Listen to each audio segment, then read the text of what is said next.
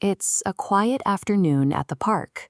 The sun is out, people are relaxing on the grass, and the atmosphere is completely calm. Then, everything shifts in a fraction of a second. Paul moves his foot, it catches the rim of his paper cup, and a geyser of hot tea launches into the air. The liquid lands squarely on a stranger's bright white sneakers. There's a 3-second window where time seems to stop. It's a biological freeze, the brain's immediate reaction to the realization that you've just committed a major social blunder. For a non-native speaker, that silence is even heavier.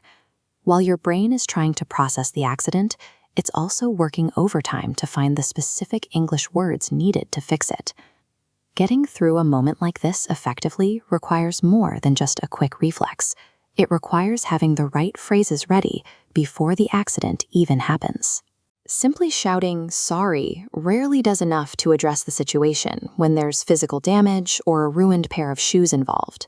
This diagram shows why a single word often fails under the weight of a conflict. To actually resolve the tension, you need a sequence of 3 distinct steps that provide a much more stable foundation for the conversation. If you rely only on a basic vocabulary in these moments, the victim is left waiting for a resolution that never comes, which often turns a small accident into a much larger argument. Mastering this sequence allows you to manage the emotional fallout of an accident as it's happening, keeping the situation under control. If we go back to the moment the tea spilled, we see the first step, the immediate reaction. You need specific phrases to show you're shocked. This is where you use expressions like, "oh no," or "I'm so incredibly sorry." Once you've reacted, the sequence moves to step 2, taking responsibility. Acknowledging fault is what disarms the other person's anger. Using phrases like, "that was my fault," or "I wasn't looking where I was going," shifts the burden of the accident onto you. The final and most important part of the sequence is the offer to repair. This is where you suggest a way to make it right, using clear English like, "let me get those cleaned for you," or "can I help you dry those off?" When you use all 3 steps, you're no longer just the person who caused a problem. You've become the person helping to solve it. While Paul is focused on the tea in the park, Emily looks at these moments from a much broader perspective. We bump into people, we drop our things, we make small mistakes, because it happens to everyone, every day.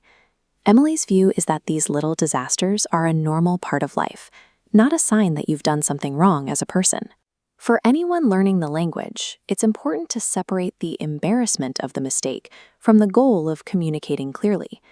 To show you're practicing these social skills with us, take a second to type "sorry" in the comments. Practicing these phrases isn't just about grammar. It's about having the tools to stay connected to the people around you, even when things go wrong. Let's return to that frozen moment in the park and see how this sequence works in real time. Paul follows the 3 steps. He reacts with genuine shock, takes full blame for the spill, and immediately offers to help clean the shoes. The stranger's face changes. The initial anger disappears because Paul has already acknowledged the frustration. The man accepts the apology, tells Paul not to worry about it, and the interaction ends with a polite nod rather than a confrontation. Using a clear sequence of phrases turned what could have been a very awkward afternoon into a simple, resolved accident. Fluency in these situations isn't about knowing every rule in a textbook. It's about knowing the social rhythm of the language. When you have these phrases ready, you can handle these sudden, awkward collisions with much more confidence. Now it's your turn to think about how you handle these moments. For your homework, when was the last time you had to say sorry to someone? Tell us your story in the comments.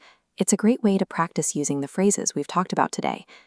Knowing how to fix the damage means that an accident in the park doesn't have to ruin your day or anyone else's.